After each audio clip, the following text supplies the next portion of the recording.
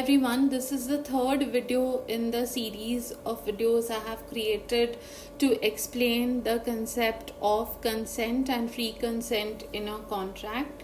And please do watch the first video which explains the meaning of consent and free consent, the second video which explains the difference between undue influence and coercion, and only then watch fraud and misrepresentation. You can also watch this in isolation, but you will be able to understand better only if you view those videos first.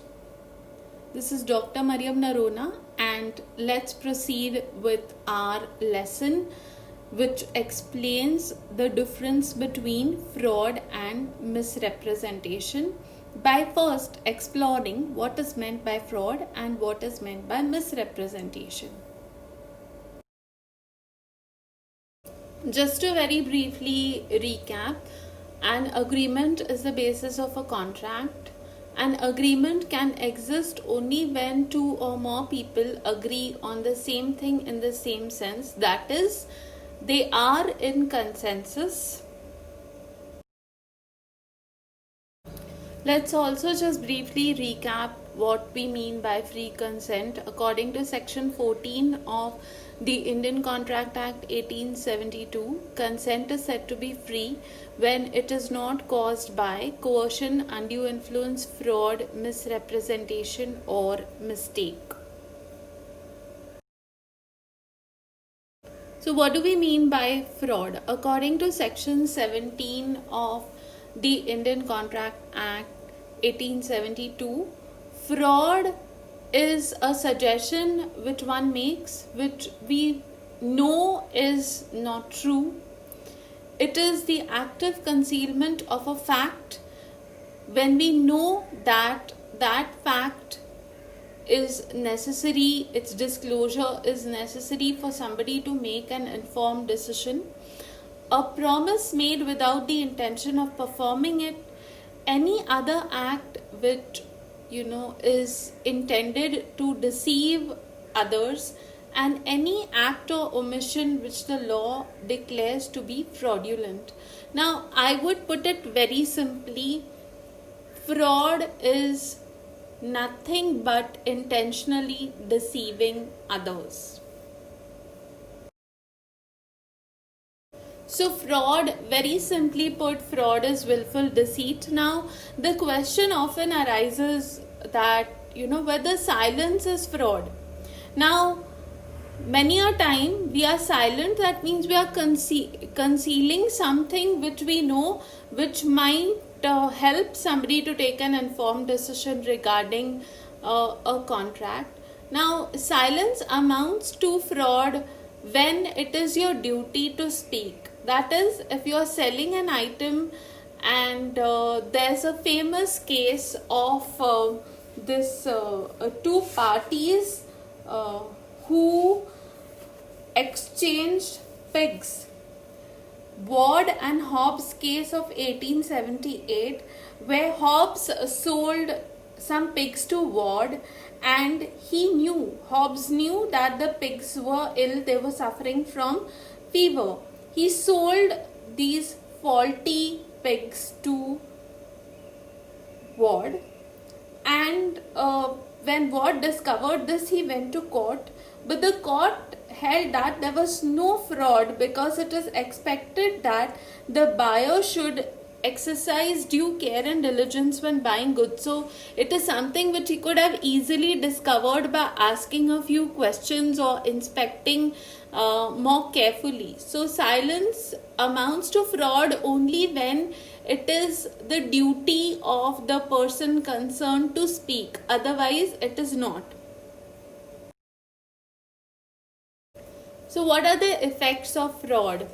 A contract which is induced by fraud is voidable at the option of the party whose consent was so obtained. The aggrieved party can file a suit for compensation also based on whatever losses he has incurred because he has been defrauded. Misrepresentation, according to Section 18 of the Indian Contract Act 1872, is a positive assertion of that which is not true, but you make it with the belief that it is true. So this is how it is a little different from fraud. That is, in case of a fraud, you make an assertion which you know is not true. But in misrepresentation, you make an assertion, but you know that, you have this idea that what you are saying is true. So you don't realize that you are lying or misleading someone. The breach of duty without the intent to deceive, and causing, however innocently, any party to enter into an agreement which is based on your false belief or representation, amounts to misrepresentation under the Indian Contract Act. Let me explain that. So when you consider the effects of misrepresentation, contract becomes voidable at the option of a party whose consent is obtained by misrepresenting.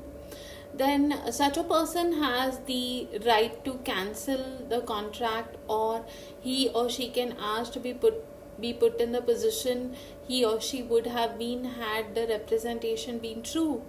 And if the party to whom the representation has been made had the means of discovering it with ordinary diligence, then the contract is not voidable. So I'll explain this by saying that a person who decides to buy some agricultural produce, if he is told that this orchard produces 1000 kgs of apples every year, and this year also we will give you 1000 kgs of apple if you decide to buy from us.